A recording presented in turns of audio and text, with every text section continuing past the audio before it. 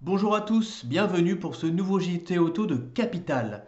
Cette semaine, nous allons parler du bonus écologique, de la voiture électrique la plus vendue en France, ou encore de cette expérience menée par une association sur les ralentisseurs illégaux. Et on commence ce JT Auto par les news de la semaine. Nous sommes désormais au mois de juillet, un nouveau mois marqué par la baisse du bonus écologique. La baisse générale est de 1 000 € pour chaque tranche, donc ce qui veut dire que le bonus passe de 7 000 à 6 000 € pour les véhicules coûtant moins de 45 000 € et il passe de 3 000 à seulement 2 000 € pour les véhicules dont le prix de vente est compris entre 45 000 et 60 000 €. Et pour rappel, les véhicules électriques dont le prix est supérieur à 60 000 € ne sont plus éligibles au bonus depuis 2020. La prime à la conversion est également modifiée.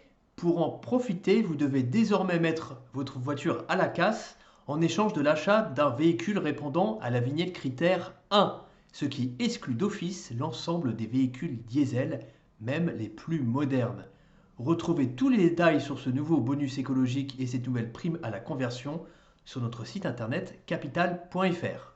Et on passe à un tout autre sujet, les ralentisseurs. Également appelés les dodanes, on en compte environ 450 000 en France. Ils ont été mis en place à l'origine pour inciter les automobilistes à lever le pied. Problème, selon plusieurs associations, la grande majorité de ces ralentisseurs ne respectent pas la réglementation française.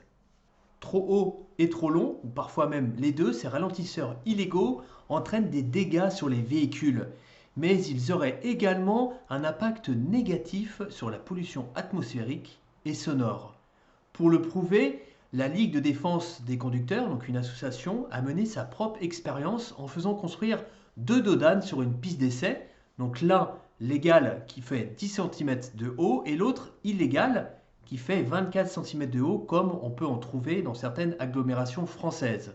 Et bien sûr, comme vous pouvez vous en douter, les résultats ne sont pas bons.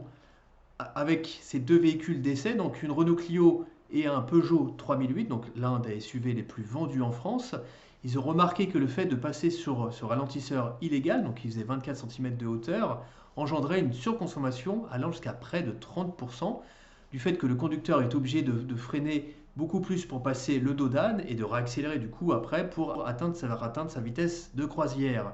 Mais en plus de cette surconsommation, le dodane illégal engendre un bruit supérieur de 2 à 3 décibels, voire beaucoup plus, puisque dans certains cas, le pare-choc peut frotter au sol. Et bien sûr, le confort des passagers n'est pas bon du tout. Ils ont remarqué qu'ils pouvaient ressentir des secousses allant jusqu'à 0,6 G, ce qui est quand même beaucoup. Avec cette étude, l'association La Ligue de défense des conducteurs espère désormais faire réagir les politiques. D'ailleurs, certaines municipalités seraient déjà dans le viseur de la justice. Une Ford Escort de 1981 avec 134 000 km au compteur a récemment été vendue aux enchères pour près de 62 000 €. Alors c'est sûr qu'à ce prix-là, vous vous doutez bien que la voiture avait quelque chose de particulier. Effectivement, elle a appartenu à Lady Diana, la princesse de Galles, avant d'être revendue à une fan de la famille royale au début des années 2000. L'heureux acquéreur serait un musée situé en Amérique du Sud.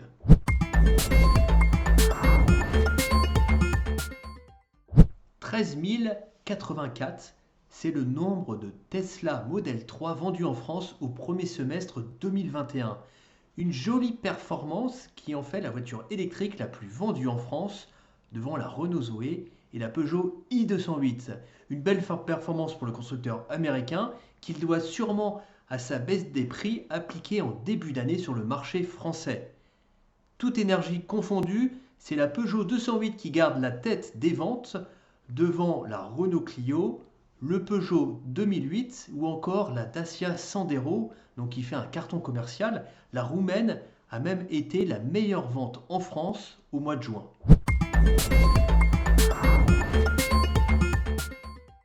Et à quelques jours des premiers départs en vacances, Fiat dévoile une inédite version de son SUV 500X, une version découvrable.